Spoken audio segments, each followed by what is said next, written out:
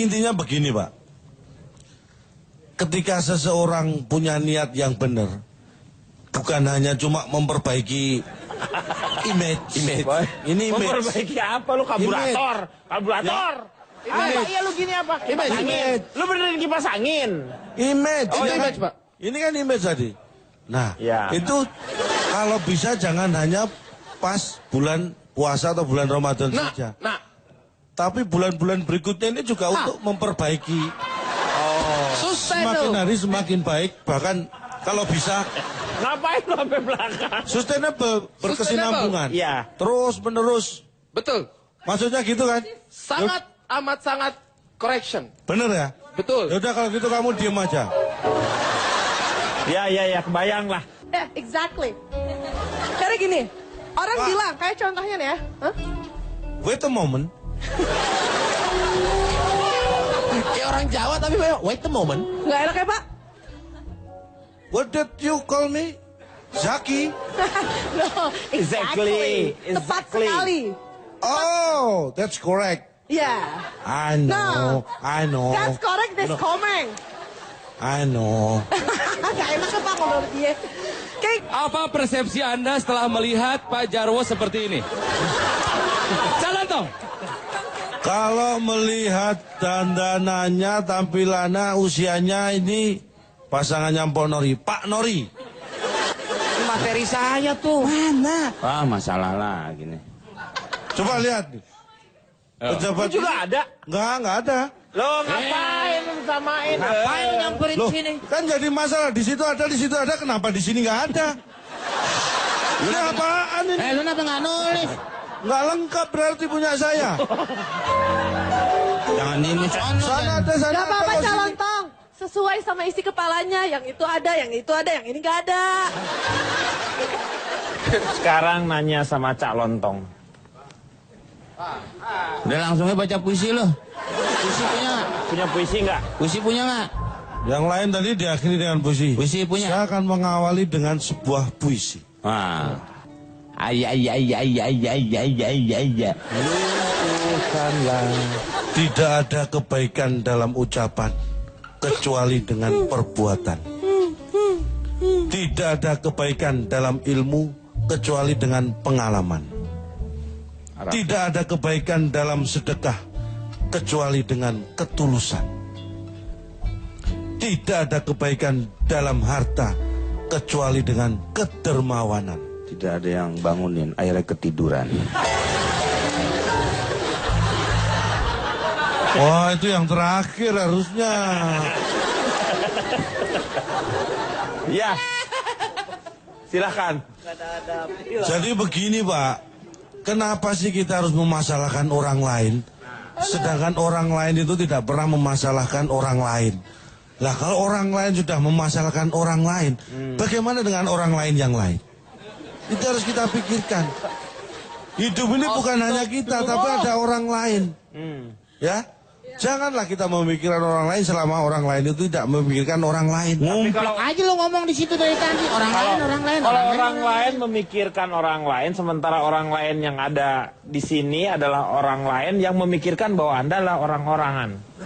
Pak, ini dari mana sih, Pak, orangnya, Pak? Makanya, Dari mana? supaya Anda tidak berpikir saya orang-orangan, saya akan memperkenalkan saya dari peneliti perubahan perilaku per musim. Disingkat? Per.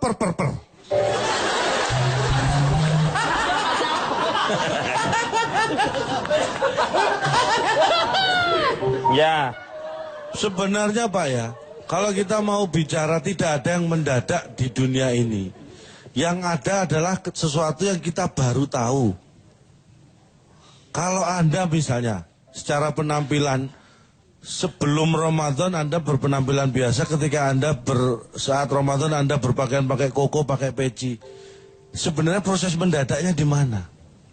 Hanya kita baru tahu. Anda beli peci sebelumnya itu butuh waktu. Beli baju koko butuh waktu, beli sarung butuh waktu. Itu bukan mendadak, itu proses. Jadi sebenarnya nggak ada yang mendadak.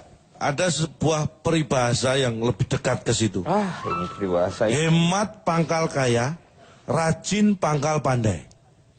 Benar nih Pak nih. Oh, belum selesai. Belum selesai. Ya?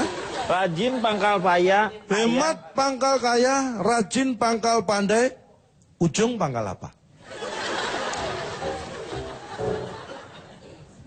Ujung pangkalan ojek. Oh, tidak selalu ujung pangkalan ojek. Pak itu kemana Pak? Ujung. Pangkal. Ini mau kemana nih? Kemana Pak?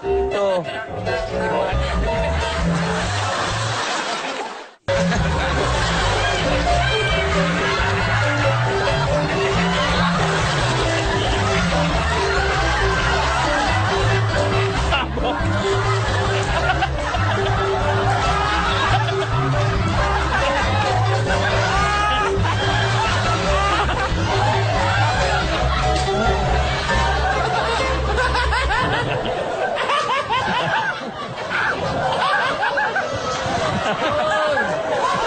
Hancur.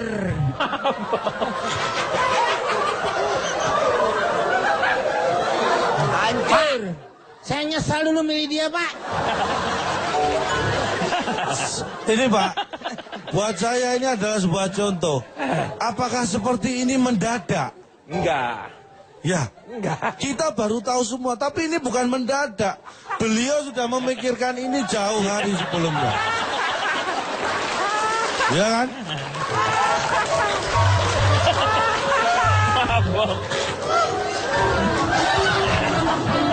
Pak, ini mungkin bentuk reaksi terhadap pepatah calontong.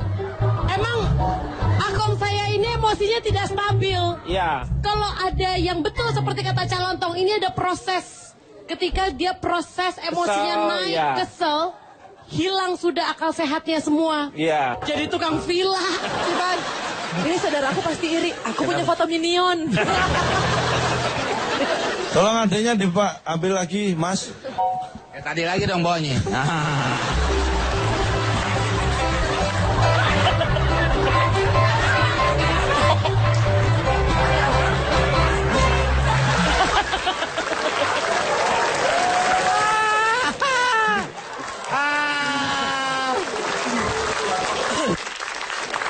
Interupsi Pak.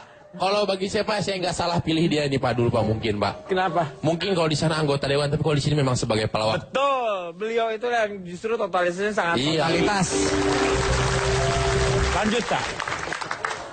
Jagain Cipan takutnya naik ke atas ke strom. Saya lanjutkan ya. Iya. Hemat pangkal kaya, rajin pangkal pandai, ujung pangkal masalah. Tahu nggak? Ya udah, daripada bermasalah kita ganti aja lah. Dari tadi orang mikir jauh-jauh, lu terus enak aja, lu tinggal coret-coret aja. Saya lanjutkan Pak.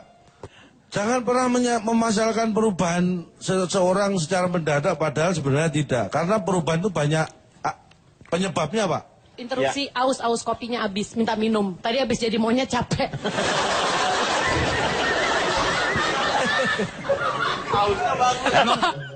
Saya Kemasukannya juga sama, lu capek. Bener ternyata jadi monyet aja capek ya.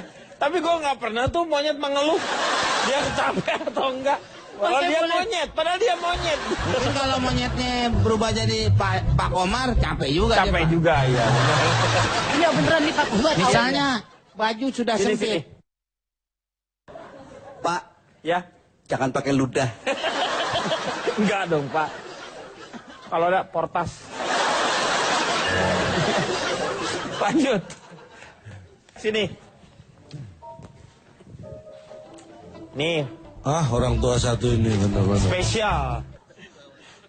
Pak, Ya. tolong ini saya ini kali ini saya jujur, tolong doakan nanti tua saya nggak seperti itu Pak ya. Tolong Pak doakan. Tanda-tandanya penyakit hati itu ada. Yang pertama, kehilangan cinta yang tulus. Kalau saya melihat Pak Komar seperti tadi, beliau adalah orang tua, senior kita yang harus kita hormati.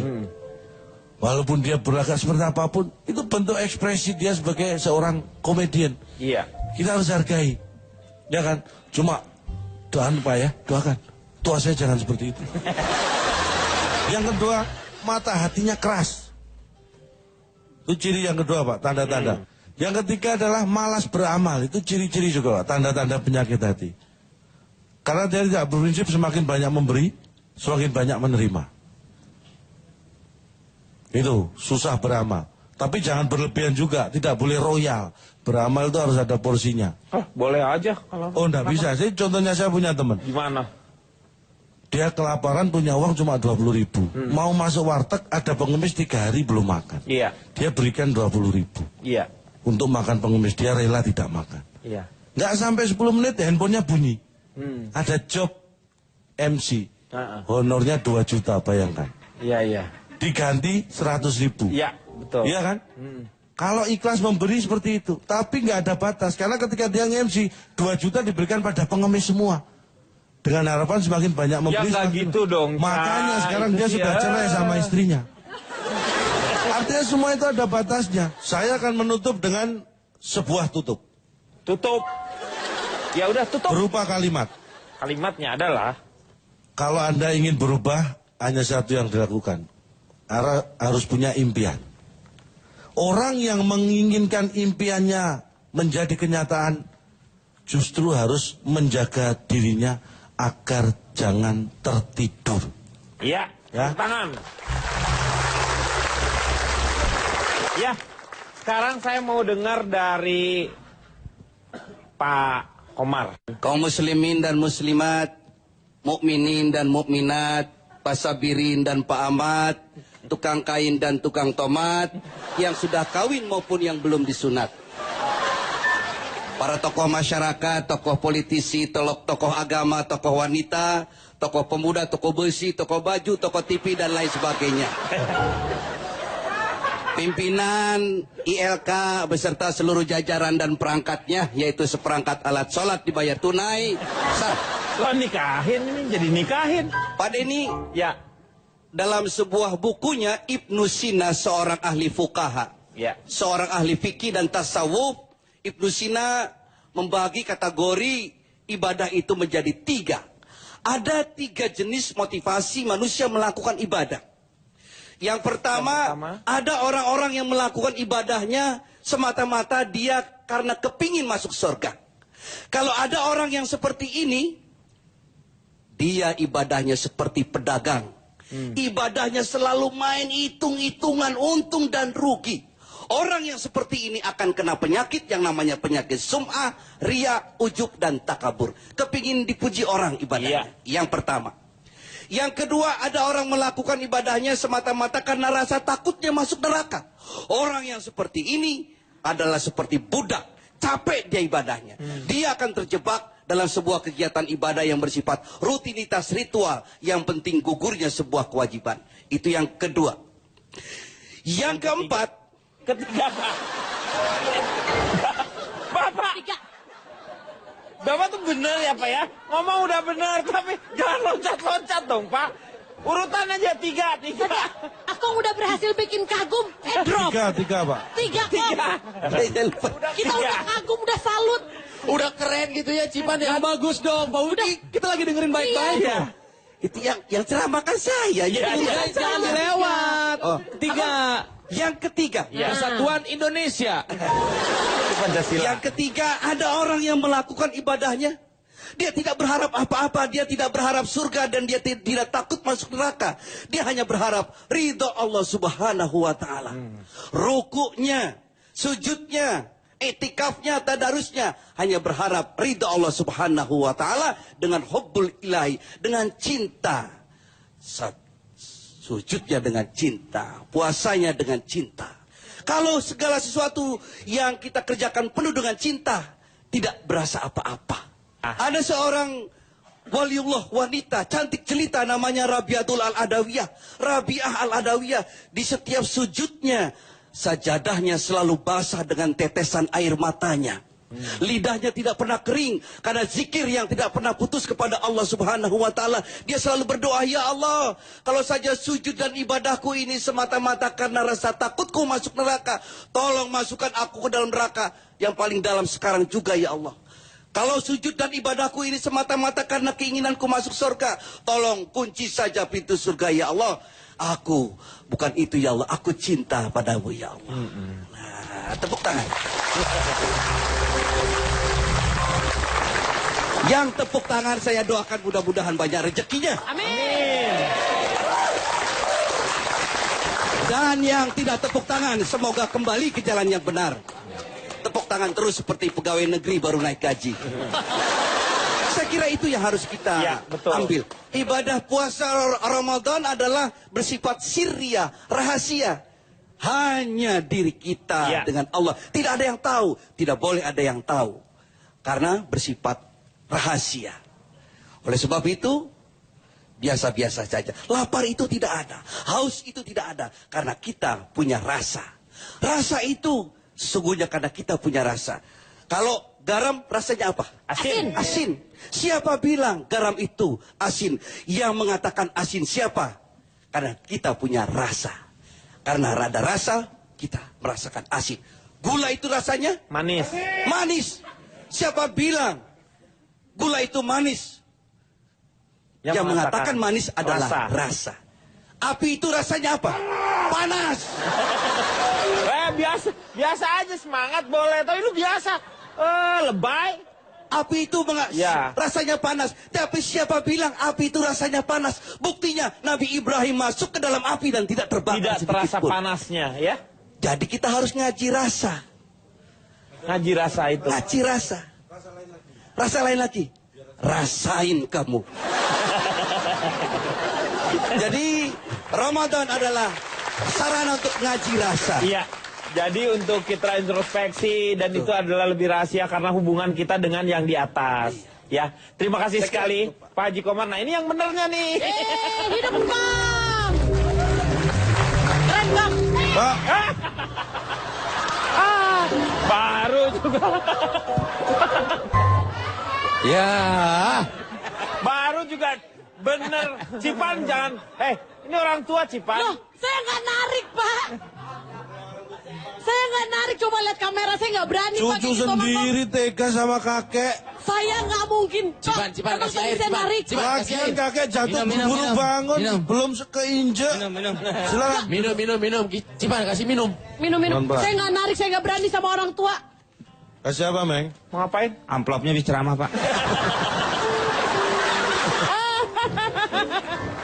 Oke.